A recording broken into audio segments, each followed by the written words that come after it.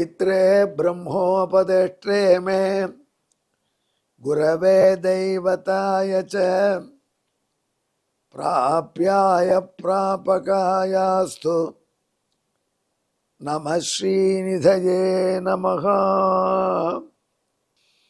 नमो वेंकटेशाय वेंकटत्वरैवार्क नमः।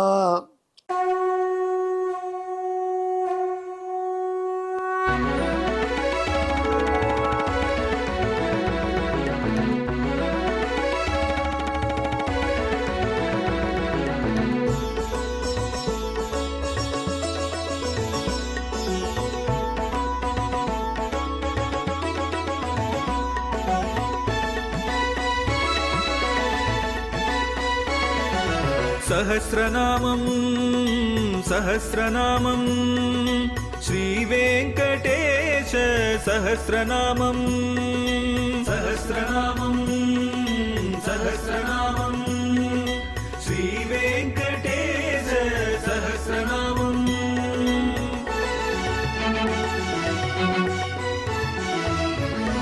உலகில் கலிவினை தோஷம் அகற்றும் நாமம் சஹஸ்ரநாமம்.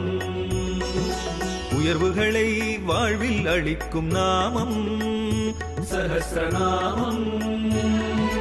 திருமலையில் தினம் அர்ச்சனை நடைபெறும் நாமம் சஹஸ்ரநாமம். திருவேங்கடனின் தரிசனம் காட்டும் நாமம் சஹஸ்ரநாமம். சகஸ்ரநாமம் சகஸ்ரநாமம் श्रीवेङ्कटेश सहस्रनामं सहस्रनामं सहस्रनामं श्रीवेङ्कटेश सहस्रनामं। அன்பர்களே, நாம் இப்பொழுது திருவேங்கடமுடையானுடைய திவ்ய சஹஸ்ரநாமத்திலே 538வது திருநாமத்தை அனுபவிக்கப் போகிறோம். இந்த திருநாமம் ஸ்திராகமஹா என்பது.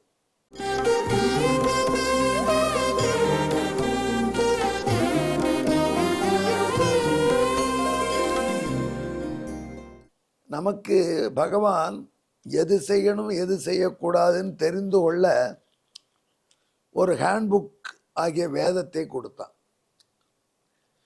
அதில் நமக்கு கிளாரிட்டி தெளிவு பிறக்காத போனால் அதற்கு துணை நூல்கள் கொடுத்தான். அந்த துணை நூல்களில் சிறப்பான துணை நூல் ஆகமம், பாஞ்சராத்திராகமம், வைகானசாகம். இந்த 2 ஆகமங்களும் நாராயணனை வழிபடக்கூடிய முறைகளை சொல்கின்றவை.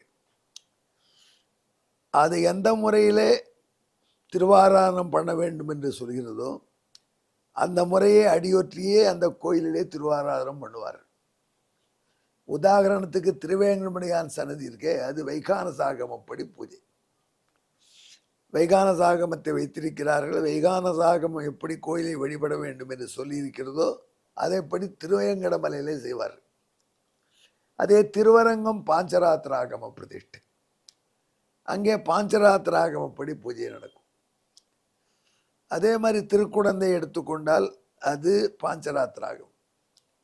ஆனால் அதே சமயத்திலே ஸ்ரீவில்லிபுத்தரை எடுத்துக்கொண்டால் அங்குள்ள பெருமான் வைகானசாகம்.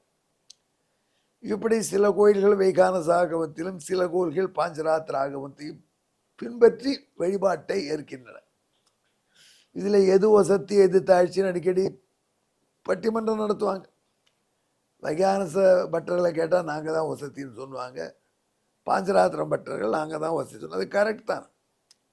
நாம் எதில் இருக்கோமோ அதை பாராட்டி அதில் தான் வசதி என்கிற நம்பிக்கை நமக்கு இருக்கணும். ஆனால் ரெண்டுமே ஈக்குவல் ஆப்ஷன். வைகானசத்திலும் உன்னை அடையலாம், பாஞ்சராத்திர மார்க்கத்திலும் உன்னை அடையலாம் என்று பெரியவர்கள் சொன்னார்கள். சுவாமி தேசிகன் சரணாகதி தீபிகா என்கிற தன்னுடைய ஸ்தோத்திரத்திலே சரியாக இதை வைகானசேன விதினா பாஞ்சராத்திரனச்சா என்று எம்பெருமானே உன்னை பாஞ்சராத்திரனிலோ வைகாசனிலோ வழிபட்டு நல்ல கதி போகலாம் என்று ஆப்ஷனாக கொடுத்துட்டார். ஆனால் ஒரு வேடிக்கை நீங்கள் பார்த்தீங்களான்னா, இது 2 ஆகமங்களுக்கும் பல வரையறை இருக்கு. வைகானசாகமம் முறைப்படி வழிபடக்கூடிய பெருமாள் விக்கிரகத்தை பாஞ்சராத்திர ஆகமப்படி வழிபடக்கூடிய பெருமாள் விக்கிரகம் பார்க்கக்கூடாது, கிட்டக்க வரக்கூடாது. கட்டுப்பாடு வச்சிருக்காங்க. அதாவது அந்தந்த ஏற்பாடு அப்படியே இருக்கணுங்கிறதுக்காக ஆண்டோர் வச்சிருக்காங்க. திருவேங்கடமுடையான் சன்னதி வைகான சாகமத்திலே இயங்குறது. திருச்சானூர் பிராட்டி பாஞ்சராத்திர ஆகமத்தில் இருக்கிற 2 விக்கிரகத்துக்கு ஒரு பக்கத்தில் ஒரு வைக்கவே முடியாது. ஆகம சாஸ்திரப்படி 2 பேருக்கும் பிராயஷ்சித்தம் செய்யணும். ஆனால் எதுக்கு பாஞ்சராத்திரகமன் தாயார் வச்சுட்டு இருக்காங்க? பெருமாள் வைகானச தாயாரும் வைகானசா இருக்கலாம் போல. ஸ்ரீவில்லிபுத்தூரில் தாயார் வைகான சாகமத்தில் தான் இருக்காங்க. ஒப்பிலியப்பன் கோயில் வைகான சாகமத்தில் தான் இருக்காங்க தாயார். அதனால் பெருமாள் வைகான சாகமத்தில் இருக்கார்.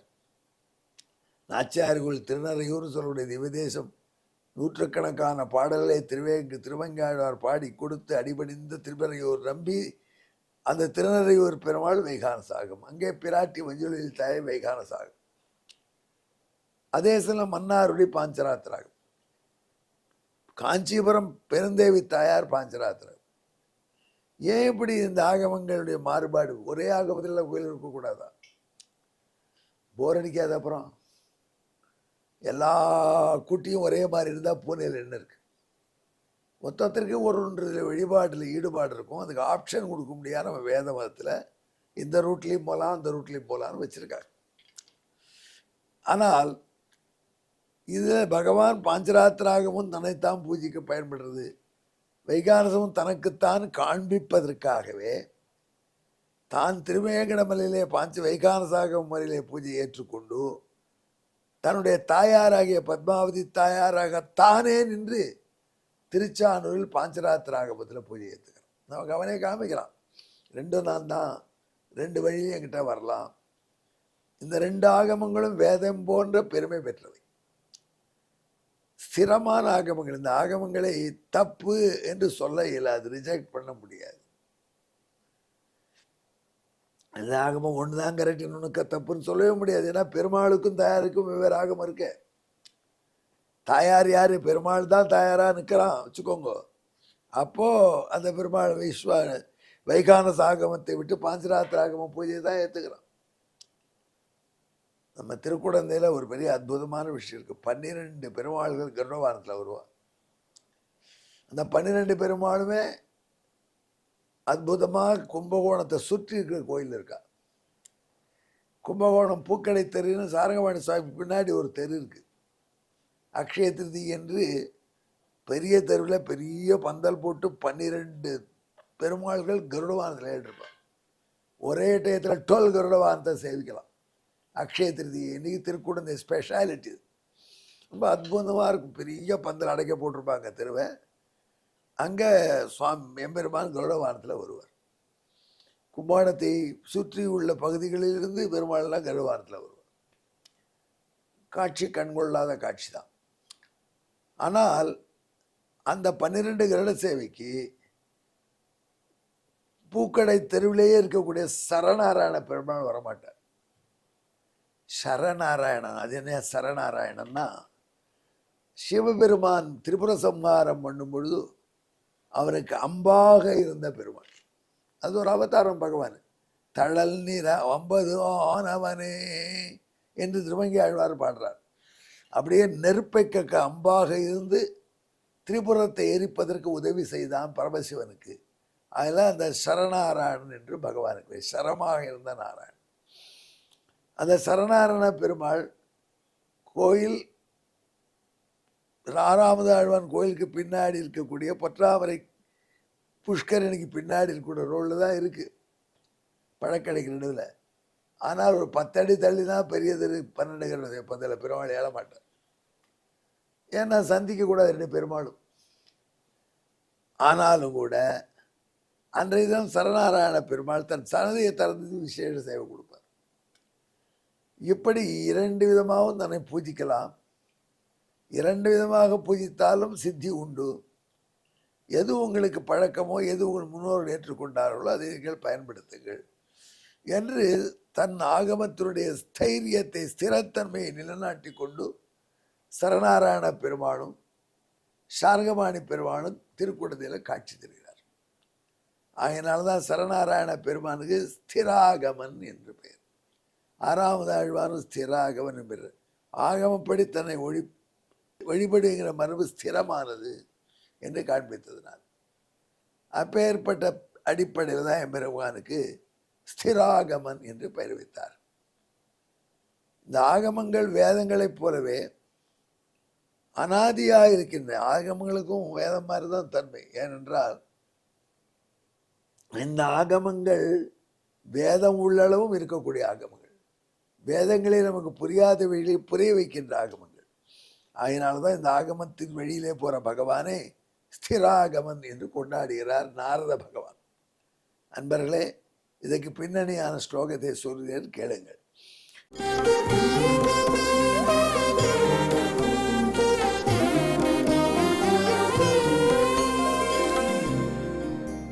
வைகானச ஸ்ரீ சாத்வத ராம கௌதௌ ஸ்திரோ பிரதாய ஆகம ரத்ன பூதௌ துவஞ்சத்வதீயா தைதா ச சந்த்வம் ஸ்திராகமஸ்தத் ஸ்ருதி பூஜிதோ எது. அன்பர்களே, இதற்கு உரிய தமிழ், அதையும் கேட்டுக்கொள்ளுங்கள். ஆகமம் இரண்டும் வழிபட முறையால் நிலையான ஆகமம் உடையோன் ஆனான், சிராகமன் பேரானான் ஆமே எம்பெருமான்.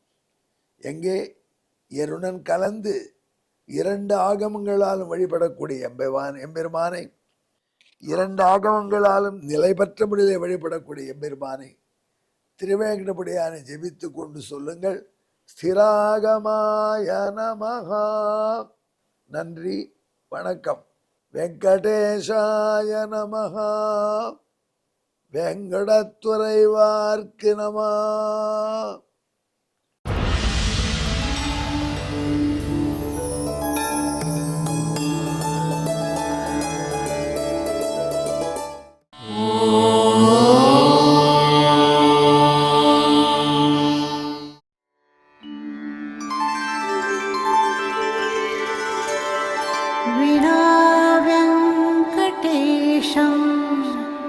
ननाथो ननाथः सदा वेङ्कटेशं स्मरामि स्मरामि. हरे वेङ्कटेश प्रसीद प्रसीद. प्रियं वेङ्कटेश प्रयच्छ प्रयच्छ.